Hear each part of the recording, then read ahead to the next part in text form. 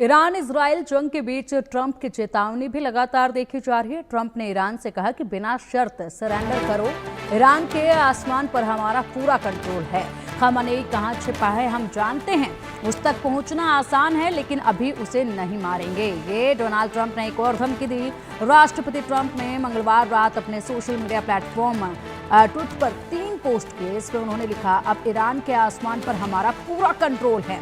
हम अच्छे से जानते हैं कि सुप्रीम लीडर कहां छिपा है, उस तक पहुंचना बहुत आसान है लेकिन हम उसे मारेंगे नहीं, कम से कम अभी तो नहीं। अमेरिकी राष्ट्रपति ने तीसरे और अंतिम पोस्ट में लिखा, अनकंडीशनल सरेंडर, बिना शर्त सरेंडर करें। उनके इस पोस्ट से कयास लगाए जा रहे हैं कि उन्होंने ईरान से इजराइल के खिलाफ युद्ध में हथियार डालने की मांग की है। और साथ ही साथ यहाँ पर इससे पहले जब इजराइल ने अटैक करना शुरू किया था ईरान पर, तो उस वक्त अमेरिका की तरफ से बयान दिया गया कि अमेरिका को नहीं मालूम था कि इजराइल इस तरीके से अटैक करने जा रहा है और अमेरिका का इस अटैक में कोई भी रोल नहीं है, इसलिए ईरान जो है वो बिल्कुल भी गलत ना समझे। उसके बाद ईरान ने कहा कि हम अमेरिका से अब परमाणु पर कोई भी बातचीत नहीं करेंगे। छठे दौर की बातचीत होनी थी लेकिन ईरान ने उसके लिए साफ मना कर दिया। और अब आखिरकार जब ये हमले बढ़ते चले गए, इजराइल ने भारी नुकसान ईरान को पहुंचा दिया, तो डोनाल्ड ट्रंप भी ईरान को अब चेतावनी दे रहे हैं। ईरान का इजराइल से जंग का आधिकारिक ऐलान हो चुका है। इजराइल में दागी गई 25 मिसाइलें, ताबड़तोड़ हमले शुरू हो चुके हैं। हम आतंकी यहूदी शासन को कड़ा जवाब देंगे, खamenei ने कहा है। यहूदी शासन पर कोई दया नहीं दिखाएंगे, खamenei ने यह बयान दिया है। ईरान ने इजराइल के खिलाफ जंग का आधिकारिक ऐलान कर दिया है। ईरानी सुप्रीम लीडर आयतुल्लाह अली खamenei ने बुधवार को इसे लेकर एक्स पर लिखा, जंग शुरू होती है, हम आतंकी यहूदी शासन को कड़ा जवाब देंगे, उन पर कोई दया नहीं दिखाएंगे। इस ऐलान के बाद ईरान ने इजराइल पर 25 मिसाइलें दागी। ईरान के हमले के बाद इजराइल ने भी बुधवार को तेहरान पर मिसाइल हमले शुरू कर दिए हैं। इजरायली सेना ने तेहरान के निवासियों को चेतावनी दी है कि शहर के डिस्ट्रिक्ट 18 में सैन्य ठिकानों पर जल्द ही हमला किया जा सकता है। इस इलाके में रहने वाले लोगों को सुरक्षा के लिए तुरंत यह इलाका छोड़ देना चाहिए। तो ईरान ने यहाँ पर ऐलान कर दिया है और सोशल मीडिया प्लेटफॉर्म एक्स पर यहाँ पोस्ट कर कहा है कि अब ये एक युद्ध है, यानी कि इसको आधिकारिक युद्ध जो है वो बता दिया गया है ईरान की तरफ से। ईरान की तरफ से कहा है कि हम यहाँ पर डट कर जवाब देंगे। और इसी के साथ इजराइल लगातार बड़े अटैक ईरान पर कर रहा है, मिसाइलों से अटैक किए जा रहे हैं। डोनाल्ड ट्रंप ईरान को धमकी दे रहा है। डोनाल्ड ट्रंप की तरफ से लगातार कहा जा रहा है कि बिना शर्त के हथियार डालें, क्योंकि पूरी तरीके से ईरान के आसमान पर अब कब्जा हो चुका है, यानी कि इजराइल बहुत ज़्यादा नुकसान इस वक्त कर चुका है। और इसी के साथ यहाँ पर जो टारगेट अब तक इजराइल की तरफ से दागे गए हैं ईरान में, वो कहीं ना कहीं कामयाब भी हुए हैं।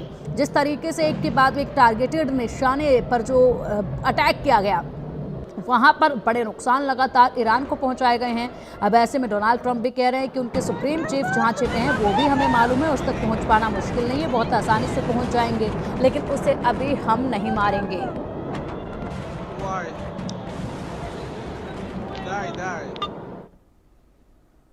तो इजराइल और ईरान के बीच भारी जंग जारी है। ईरान पर इजराइल कहर बनकर टूट पड़ा है। दोनों देशों के बीच पिछले 5 दिनों से जारी जंग ने भयानक रूप ले लिया है। खamenei के परमाणु कार्यक्रम को ध्वस्त करने के लिए नेतन्याहू हर हद पार जाने को तैयार हैं। नेतन्याहू ने तो यहां तक कह दिया है कि खamenei के खात्मे के बाद ही युद्ध रुकेगा। उधर अमेरिकी राष्ट्रपति डोनाल्ड ट्रंप कनाडा में G7 समिट के बीच में ही छोड़कर वापस लौट गए हैं। ट्रंप ने जाने से पहले ईरान को कड़ी चेतावनी दे दी है। ट्रंप ने तेहरान से लोगों को तुरंत चले जाने को कहा है। ट्रंप के इस बयान से दुनिया भर में खलबली मच गई है। तो क्या ट्रंप ने भी अब खamenei के खात्मे का मन बना लिया है? क्या ईरान के सर्वोच्च नेता आयतुल्लाह अली खamenei का आखिरी वक्त अब आ गया है? इस रिपोर्ट में देखिए।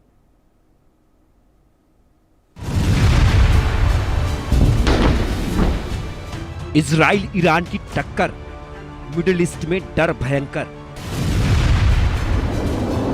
5 दिन से जारी महारण, ईरान पर हमला हर क्षण। ईरान पर इजराइल का कहर, तीसरे विश्व युद्ध का डर। 100 घंटे से हमले जारी, ईरान के खात्मे की बारी।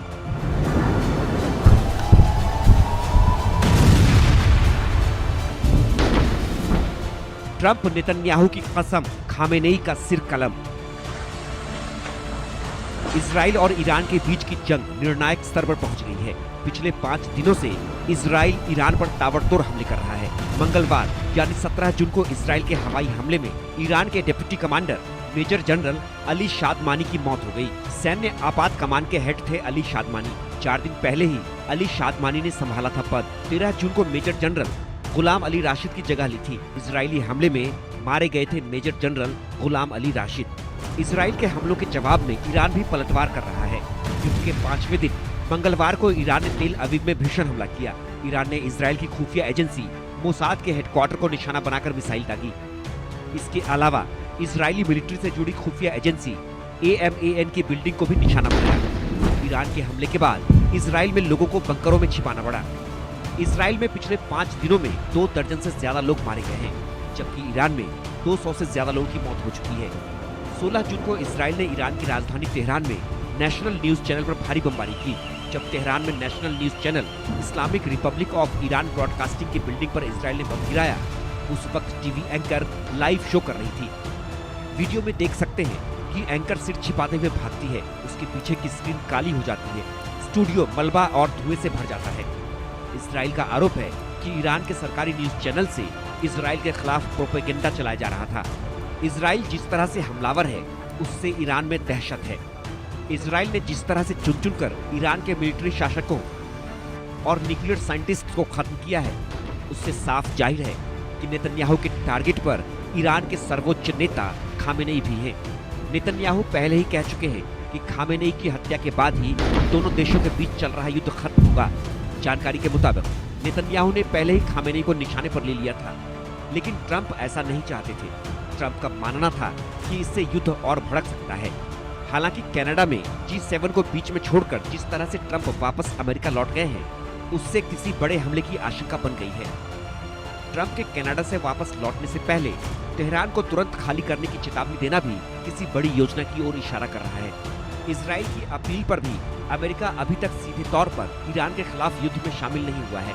वैसे तो इजराइल ने ईरान के परमाणु ठिकानों को तबाह कर दिया है, लेकिन कुछ परमाणु ठिकाने अंडरग्राउंड बंकर में हैं। इजराइल के लगातार हमलों के बाद भी अंडरग्राउंड परमाणु ठिकाने सुरक्षित हैं। इन अंडरग्राउंड परमाणु ठिकानों को ध्वस्त करने के लिए इजराइल के पास हथियार नहीं है। अमेरिका ही है जो ईरान के अंडरग्राउंड परमाणु ठिकानों को B-2 बॉम्बर से तबाह कर सकता है। इजराइल के लगातार हमलों से ईरान में तबाही की तस्वीरें साफ दिख रही हैं। ईरान की सैन्य क्षमता को भी भारी नुकसान पहुंचा है।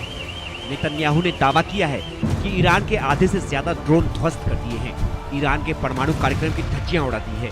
अब खामेनेई का परमाणु का सपना सालों पीछे छूट गया है। लेकिन इजराइल के भीषण हमले से ऐसा लगता है कि नेतन्याहू ईरान के परमाणु कार्यक्रम, बैलिस्टिक मिसाइल क्षमता का पूरा सफाया और खामेनेई के आतंकी गठजोड़ को खत्म करके ही मानेंगे। अगर ईरान ने परमाणु समझौता नहीं किया तो इजराइल के साथ अमेरिका युद्ध में उतर सकता है। अगर ऐसा हुआ तो खामेनेई की मौत निश्चित है। उधर खामेनेई की मौत का प्यासा सिर्फ इजराइल ही नहीं है। ईरान के पूर्व राजा के बेटे रजा शाह पहलवी ने भी सर्वोच्च नेता अली खामेनेई के खिलाफ हल्ला बोल दिया है।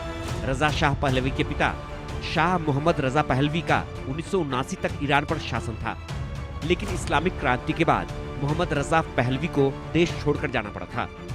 Bureau report, India news.